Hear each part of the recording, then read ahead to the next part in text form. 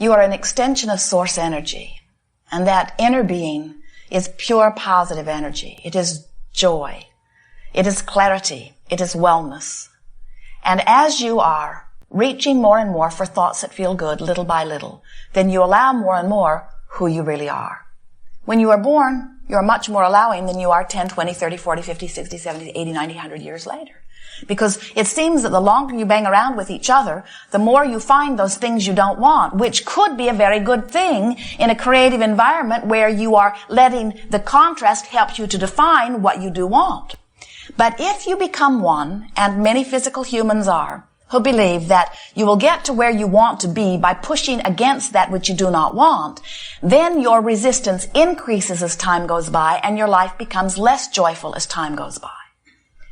Now you can turn that around at any moment. It doesn't happen instantly, but you can begin the trend in a different direction when you finally say, nothing is more important than that I feel good, because when I feel good, I'm allowing the fullness of who I am.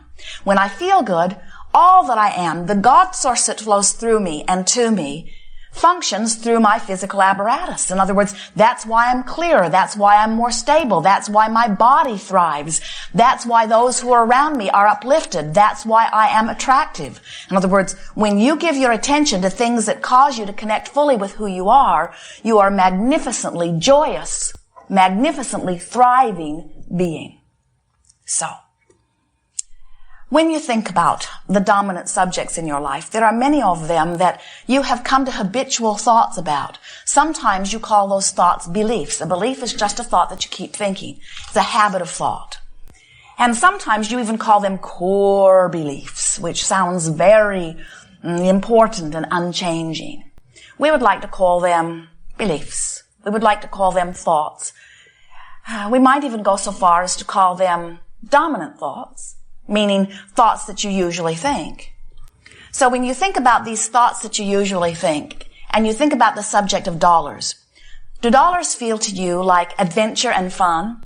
Or does the subject of dollars feel to you like hard work and struggle? When you think about dollars, do you feel free or do you feel worried? You can tell. You can tell where you have practiced most. When you think about your physical body, do you feel sure-footed? Do you feel happy when you think about your body?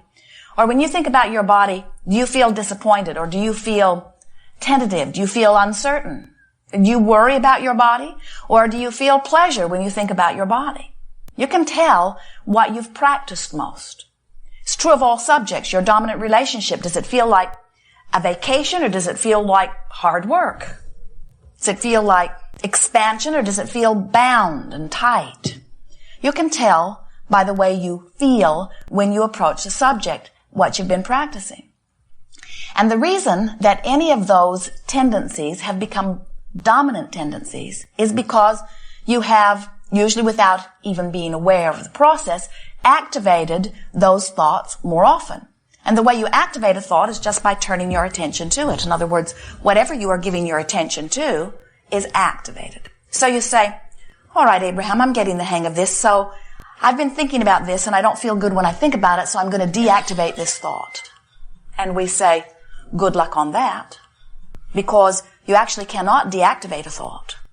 You can think another thought, which will activate it instead, but you cannot deactivate a thought, because the more you think about the thought that you don't want to think, the more you activate the thought that you don't want to think, and the more in vibrational harmony with it you become. So the way you deactivate a thought is by activating other thoughts. And we would encourage that you deliberately activate other thoughts with the singular intent of feeling good when you do it. Because if you do it for any reason other than to feel good while you do it, the tendency will be to take some issue and try to fix it. So we've been offering a process that we are calling virtual reality.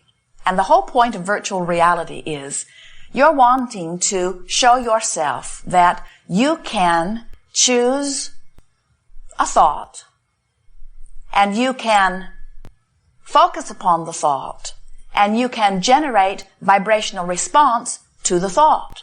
In other words, you want to show yourself that you can deliberately activate thought within you. And the reason that that is so valuable is that most of you don't realize that you are doing it. So most of you don't realize that you can do it. In fact, most of our physical friends are letting the thoughts be activated by others around them, by what the news produces or projects, or by what's happening even with your parents when you were very small. It is not an uncommon thing to find someone today who, through the contrast that they've been living, has a very pointed, very clear, very personal, very wonderful desire focused within them. But the airtime that they give to the subject is more about the absence of their desire than it is about their desire. And the reason that they do that is because they learned their habit of thought relative to dollars, or relative to wellness, or relative to their body, or relative to relationships. They learned it long, long before their personal desire was even hatched. So their personal desire didn't actually even stand a chance, because their habit of thought had already been established before it was even born. In other words, here's this bright young thing, goes off to college, meets someone who is sure that abundance is the way that life will be, and is aggravated to want more than he has ever wanted before. But every time he even lets himself hope for a better life, the habit of thought that he learned from his parents activates instead and holds him in a place different than he wants to be. So then he develops theories about why he cannot get to where he wants to be.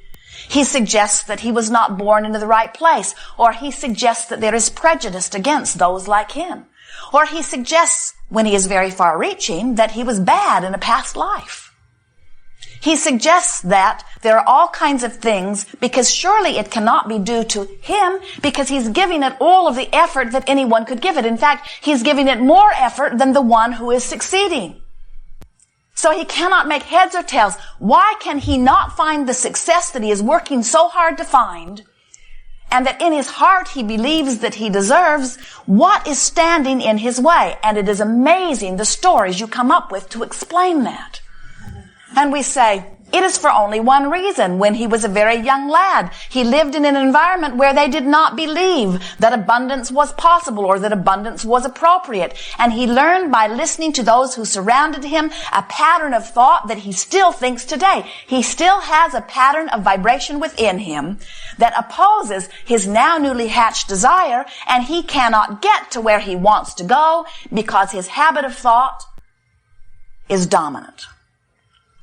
So as Esther hears so many of you as she is listening back to recordings, and even as she watches her own experience, as she realizes that there are now fresh new desires being born that are hindered by old stale thoughts that have been regurgitated over and over again, she gets all revved up and thumps on the desk one day and says, I can damn well choose what vibration is dominant within me. And we said we had hoped you would feel more positive about it than that, but that's a good step one. Desire is a very good thing. And we are knowing that once a desire like that has formed within you, that you are then more likely to be willing to reach for thoughts that feel good. And so that's what virtual reality is. Virtual reality is a process where you pretend like you're a movie director. You pick a place that you think you would feel good when you get there, and you imagine going there. And you describe what it's like when you get there. You pick a beautiful scene, outdoors or indoors. You pick the time of year. You pick the time of day. You describe what the sun is like in the sky. You describe what the air feels like on your skin. You describe the way you are dressed. And most importantly, after these descriptions have been laid out, you describe the emotion or the mood that has been bubbling forth within you. And then you speak a few words to describe how good you feel, and then you leave the scene. The whole game is to get in, feel good, get out. The value of the game is that if you will play it for a few months, you will show yourself that you have the ability to focus into vibrational arenas that will allow the energy of well-being to flow through you. Sometimes, as we see our physical beings play the game, they go to this good-feeling place, and then they bring someone that they have an issue with in, thinking that this good-feeling place will fix something that is broken. And we say, It could, but it usually doesn't. What usually happens is what is broken breaks the virtual reality. In other words, usually the pattern of thought that you've already been thinking is so dominant that when you bring it in, it dominates wherever you are. So you just bring reality to virtual reality and mess up virtual reality. So what we are wanting you to begin to do as you play on your own with this game of virtual reality is use it as an exercise where you prove to yourself first that you can feel good just because you want to. And next, that you use to feel good. Our physical friends say, okay, Abraham, I'll play your silly game, but what's it going to get me?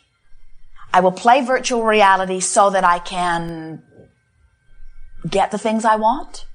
And we say, if you go there too soon, you will mess up the power of virtual reality, because in the moment that you introduce an unfulfilled desire to virtual reality is less pure than it was before you introduced the unfulfilled desire. And we want you to use virtual reality as this place where you purify vibration, as this place where you resonate with source, as this place where you let the junction of source and flesh be this pure connection.